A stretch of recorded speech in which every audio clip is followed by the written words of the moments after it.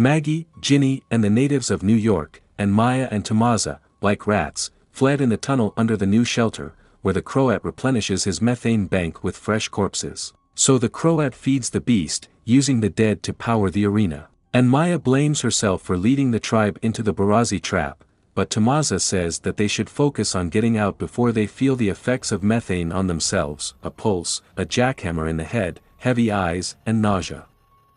Elsewhere, Marshal Pulley Armstrong is holding a gun on Negan. Negan reminds him that his boat has already sunk, the Croats are keeping the island under lock and key, and Negan saved his ass. According to the Marshal, this does not absolve Negan from responsibility for the murder of the judge of New Babylon and 4 other people, but Negan calls it lynching for what these people did to his wife. In the sewers, Maggie's group stumbles upon a wall of grease. The hatches are sealed and they start coughing up methane. Maggie is angry that Ginny showed up on the island looking for Negan. "You don't know the monster I know," she tells the girl. "But if you stay here long enough, you'll find out." Armstrong persuades Negan to get to the Chelsea Pier. The marina has floating docks built on modular plastic pontoons cast from durable polyurethane foam, which means they will be able to sail off the island on their asses. Hiding from walkers in an old refrigerator turned into a secret entrance, Negan and Armstrong stumble upon the body parts of a baby doll suspended from a bed spring. Mutilated dolls, a body with multiple limbs, a decapitated head with limbs may be the work of an avant-garde artist from the past, Negan believes. Or the one who went crazy after, retorts Armstrong. Somewhere under the Danish cuisine, Tomaza separates from the group. He accidentally finds oxygen gas masks, thinking that they were left by Barazi. But Maggie suspected something. Amaya still can't figure out how the Croat found out about their appearance. Tomaza assumes that Luther warned him. After all, he disappeared right before the ambush. "It was him," Maggie says. "Not Luther." Tomaza. "He knew exactly how to get out of the arena. He knew he had to go to the sewer.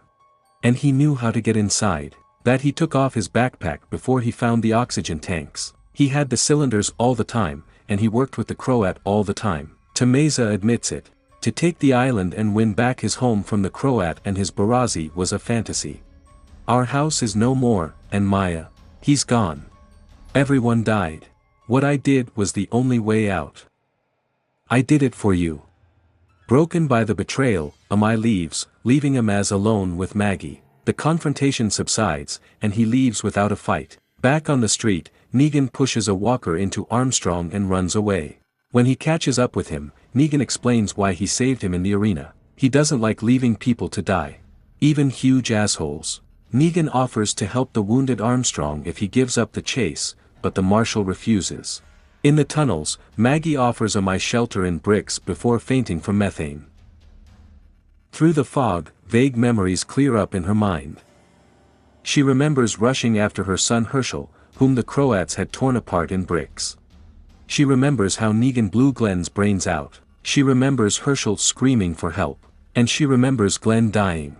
Then she came back. Tomaza tries to explain herself. He surrendered their shelter in order to stay alive and return to Amaya. If he had brought their people to the Croats, he would have given them a boat and a way to leave the island. There is a place on the mainland where there are houses with kitchens, rooms for your belongings, a farm and a school for your children. The house. "This shit seemed safe," he says, because everything was made of bricks. Before Maggie can answer, Maya screams. One of the many corpses piled up in the belly of the beast grabbed her. While Maggie is protecting Ginny, Tomaza does not have time to snatch Amaya from the mass of bodies pulling her into a pile. The walkers tear Amaya's stomach apart and sink their teeth into Tama's neck. Through his bloody mouth, he manages to utter the last words. "It's all my fault. I've ruined everything." Maggie pierces his brain. At the King Theatre, Francis Horvath walks into a luxurious back room and announces that his informant has been delivered. The threat from the tribe has been neutralized, and Negan is on the island. A woman who exudes elegance and elitism closes the book. Kerwin Lee Klein. The Limits of the Historical Imagination. The narrative of the European conquest of Native America 1890–1990. Sitting like a scolded child, the Croat shyly presents the badge of the Marshal of New Babylon. "It's just like you said. There will be those who will try to bring everything back, the old laws and prisons to protect and serve," says the Croat. "But in fact, as before, they just punish, steal and feed their fat bellies. Now they have come for what we have built. Something that belongs to us. Therefore, we must be ready. That's why we need him, says the lady. That's why you screwed up so badly. The Croat, kneeling next to her, promises to find him. There's no way Nigan's going to get off this island. When the lady holds out her hand, the Croat seals his promise with a kiss of her open palm, like a good dog. Returning to the tunnel, Maggie almost dies from methane. Ginny, using a gas mask, leads her along. Maggie hands her a container of water and tells her to get to the bricks. She then explains why she didn't tell Negan that Ginny was on the island. If she let him know she was here, everything would collapse. He will leave. He'll take you back. According to Maggie, a very bad man took all their grain and all the food, which took months to produce. And he will continue to take it, every harvest, until they starve to death. Worse, this bad man has her son. Negan, the key to his return. Ginny nods. At first glance, Negan and Armstrong are hiding on a school bus. Even Negan doesn't know why he's helping a cop. I was lucky, they pinned your death on me, and I'm wanted twice as much. The next guy on my ass is much worse than you, I guarantee it. Armstrong tells Negan about his brother Joel, a good man suffering from drug addiction, who once got so stoned that he broke into their parents' house and attacked their mother.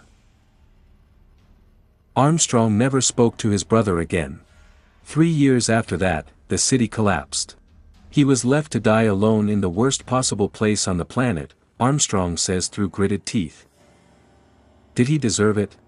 Is everything really so black and white? Under the city, Maggie and Ginny's exit is blocked by another pile of bodies, feeding animals. Maggie's foot got stuck in the squelching crowd of corpses at her feet. Heat and methane turned decomposing bodies into a mass of limbs, similar to a perverted art project. The six-armed walker crawls after Maggie, gets to his feet and discovers another half of the body connected to her side. It's a huge Frankenstein's monster of rotting flesh with teeth. And it's hungry. Maggie tries to escape from under the monster that has fallen on her. 2 heads bite her when the third head bursts out of the chest cavity, like in the movie Alien. Then another head bursts through it. Maggie tries not to succumb to methane, fighting it off by hitting heads. All 3.